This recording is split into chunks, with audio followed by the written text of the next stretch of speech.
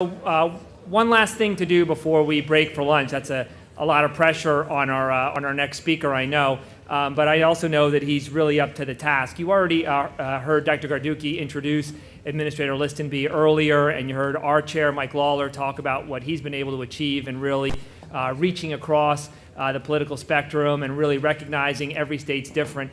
What I'm most excited about, what he's going to do now, and what I think makes him so special, is recognizing the federal government also needs to walk the walk. And I know so many of you talk about coming to events like this. You come to them a lot and you say, oh, it was a great meeting, but it was a day and a half. We were really motivated, but then we kind of got pulled back into the stuff that we have to do on a day-to-day basis. What's going to happen afterwards? What's really going to be done to support us to try to make sure that we're not alone in carrying this work forward? And that is why I'm so excited to be able to turn it over now to Administrator Listenby, who's going to talk not only about just a lot of words and a lot of ideas, but actually resources and what the federal government can do resource-wise to try to help you. He's been one about really making sure that we're impact investing, and again, he's been doing that and really rethinking the way OJJDP awards its grants, and so I'm just absolutely thrilled to turn it over back to him, Administrator Listenby.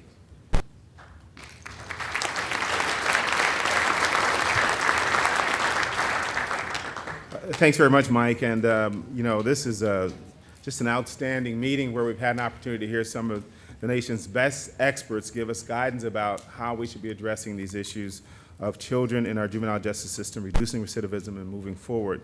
So I'm going to speak very briefly, but I want to map out our efforts to help states develop and implement comprehensive plans for improving outcomes. I think Mark Jenkins, when he was up here, referenced Suzanne. He said that Suzanne came to encourage us. He said that he was going to challenge you.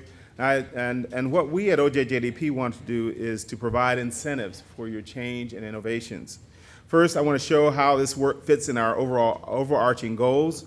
Our office is the only federal agency with a sole focus on children and youth and their interactions with the justice system. We work to promote positive outcomes for youth at risk and involved with the system. We also work to protect children from victimization, violence, and abuse.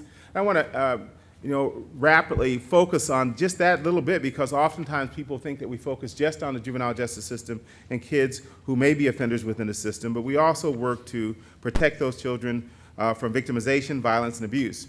Reforming our nation's juvenile justice system is one of our top priorities, and states have been extraordinarily valuable partners in this work. I said this earlier this morning, and I say it again. When I go out to talk to folks in the states, I want people to understand that the states have led the reform agenda for the last decade and a half, and we're very happy to have partnerships and new working relationships with the states. I'm very happy to visit many of your states so I can see firsthand what it is you're doing. We're focused on reducing the number of youth who come into our system, often repeatedly, and improve outcomes. And I think that as you look across the spectrum of changes that we're going to have to focus on, in terms of narrowly sort of targeting this area for juvenile justice reform, it is this whole issue of improving outcomes. Not just looking at whether we reduce recidivism, but also looking at the pro-social values that children come away with, looking at their successes in schools and education, various kinds of technical training as well, and looking at what happens to them in life. Are they going to have an opportunity to move into the middle class? Are they going to have an opportunity to have families and grow up and be the kind of folks that pay taxes and then help us continue our efforts to make sure that our system remains viable? We need to be intentional about our efforts, making certain that there are creative and positive, lasting changes in the lives of system-involved children.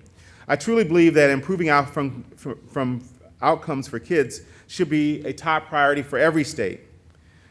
We know that juvenile justice systems in our states and local jurisdictions are facing varying and often challenging efforts. To maximize our efforts, one of the things we focused on is research. We believe that the kind of research we've brought to bear has given us some guiding principles about where we're going. And we based our discretionary funding resources on that research. We've heard the mantra of what works. We go back for over a decade and a half looking at that mantra and looking at things that have been identified as working.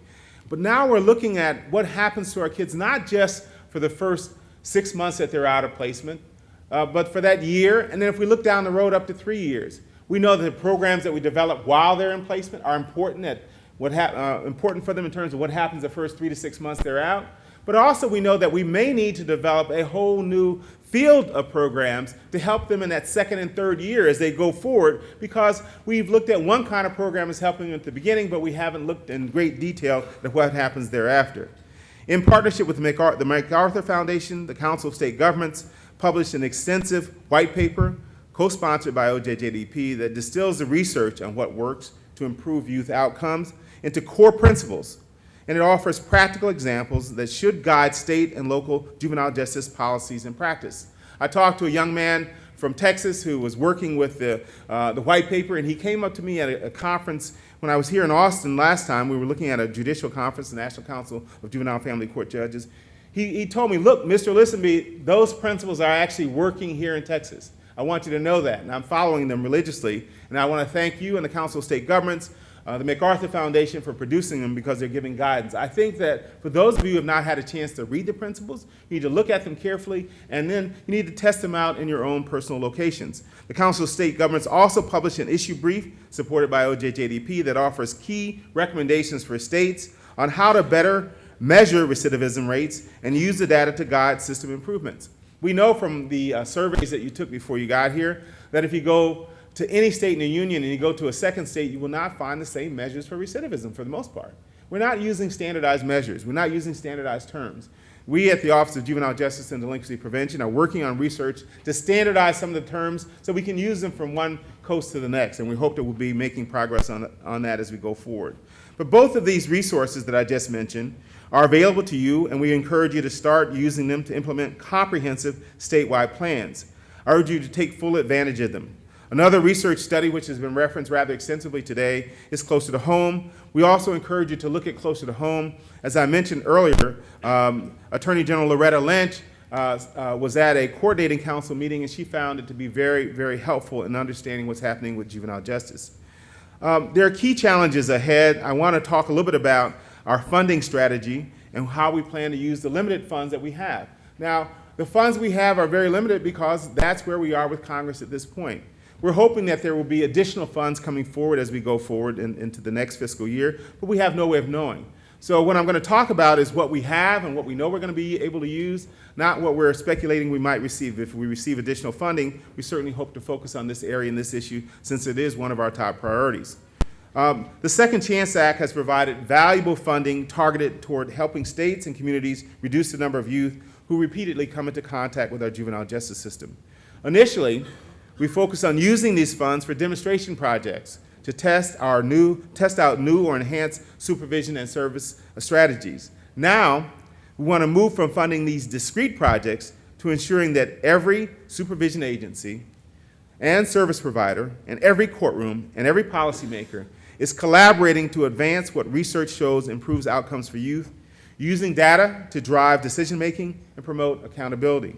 Given what we've learned through our grant-making to date, we've seen that to realize this vision, every state, and I repeat, every state must develop and effectively implement a comprehensive statewide plan to improve outcomes for youth. This plan is not the comprehensive 3-year plan required by OJJDP for Title II formula grants, which ensures compliance with the 4 core requirements of the Juvenile Justice and Delinquency Prevention Act. Rather, it complements and expands upon the comprehensive 3-year plan to ensure that research-based policies, practices, and funding are in place statewide to improve outcomes for our youth. As the Council of State Governments Justice Center Chair Mike Lauer described, these state plans should meet 3 key criteria. First, they should establish baseline recidivism rates and provide targets for improvement. Second, they need to align policies and practices with available research. And third, they need to demonstrate the support of the governor, the legislative and judicial leaders, and representatives of local government, and position them to assess the implementation of the plan and track progress over time. Now, we know that these kinds of plans and this kind of progress are going to take time. It's not going to happen in 1 year. We need to have that baseline information so we know whether we're going forward or not and what else we need to tweak in order to go forward further. We want to help states in 2 ways. For those states that have a plan in place that meets these criteria, we want to help you implement it effectively so that you can develop models for success for other states and the field. We also want them to help learn from you. OJJD anticipates awarding grants to help states implement a comprehensive statewide plan to improve outcomes for youth. As you know, we cannot provide specific information about pending solicitations, but we can notify you once the solicitation is approved. The National Reentry Resource Center, managed by the Council of State Governments Justice Center, will provide training and technical assistance to recipients to these grants to help states implement their grants with fidelity. For those states who have only partially developed a statewide plan or do not have a plan at all to improve outcomes for youth, we want to help you design one. OJJDP has charged the National Reentry Resource Center with providing intensive technical assistance to 4 states to help them develop statewide plans to improve outcomes for youth. The National Reentry Resource Center will work with an interbranch group of government leaders to do several things. First, conduct a comprehensive assessment to determine the extent to which state juvenile justice policies, practices, and funding adhere to what the research shows is effective. Second, to present key findings and recommendations to the group. And third, to guide state leaders to translate the recommendations into a statewide plan to improve youth outcomes, which may include legislative, appropriation, or agency policy and practice changes. And fourth, to help position state leaders to track the plan's implementation and progress. The Council of State Governments Justice Center will share more details tomorrow about the selection process for this technical assistance, along with other resources available to assist all states in developing their statewide plans. We are excited to work with you to continue to improve outcomes for youth in your juvenile justice system. This effort represents the next level of juvenile justice system-wide reform and change, and we ultimately want to take to the field. We hope that you will take advantage of one of these opportunities, as well as the additional tools and resources presented during the forum. On behalf of OJJDP, we want to thank you for your commitment to improving outcomes for youth. I look forward to hearing from you as we go forward. I want to add that for those of you who want to know the particulars and the details of what I've just stated, there is a handout that's in your materials. It's called a 50-state forum, and in it, it explains the kind of funding that we're planning to provide. Now, again, I have to be very careful as administrator of OJJDP not to make promises that I can't back up. So we'll have to wait till the solicitation comes out before you have a directive from me as to what amount of funding is going to be available, and we hope to have that come out as soon as possible. Again, we're looking forward to working with you. This is exciting. It is difficult, but we know that it's possible to really bring about fundamental change. One of the challenges that the MacArthur people often brought to me in our many discussions, they said basically that we're looking at change, but we're looking at justice by geography. If you go to one county in the state, there's change, there's improved outcome and resources for kids. But if you go to another county in the same state, kids don't have the same opportunities, especially in rural areas and especially on tribal reservations.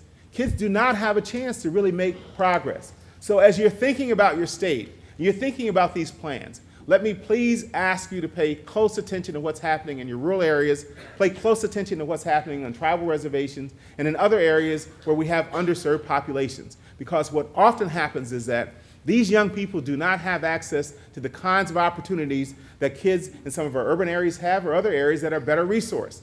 We need to make sure that every child has access to the same resources throughout each one of our states and throughout our great nation. So again, thank you for allowing me to speak to you just before lunch. Have a great lunch. Look forward to talking to you further.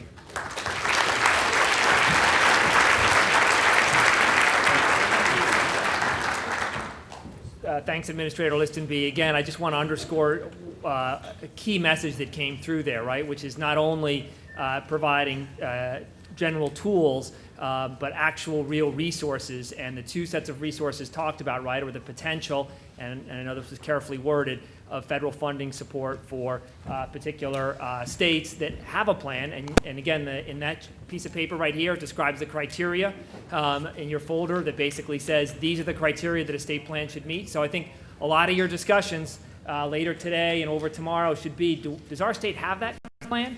And then if not, and we think a lot of places still working on it, then maybe what we need is more time to develop one. And Administrator Listenby talked about opportunities for training and technical assistance to do that. So very exciting opportunities there to draw on federal resources. And I'm gathering, Administrator Listenby, there's one more thing you want to add.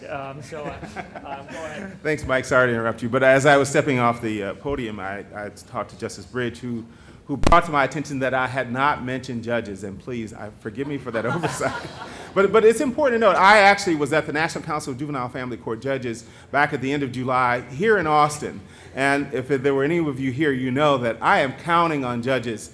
I'm really counting on you to be the conveners, as Justice Bridge mentioned earlier, and also to be the leaders in bringing about this reform. I spoke to the judges in some pretty direct and straightforward ways about the kind of things that we need to do to bring about these changes. And one of the things I pointed out to judges is that if you did an informal survey of those of us who are in this room, you would probably find that very few of us have enough confidence in our systems if we go to any state in the union that we would want our own kids involved in those systems. We have to build a system where everybody is involved, and the leadership is at the top with judges, particularly chief justices and justices in Supreme Court. But everybody is involved in bringing about that change. And without everybody involved, I'm afraid we will not be successful at the level that we really need to be so that all of our kids really benefit. Thank you for indulging me a second.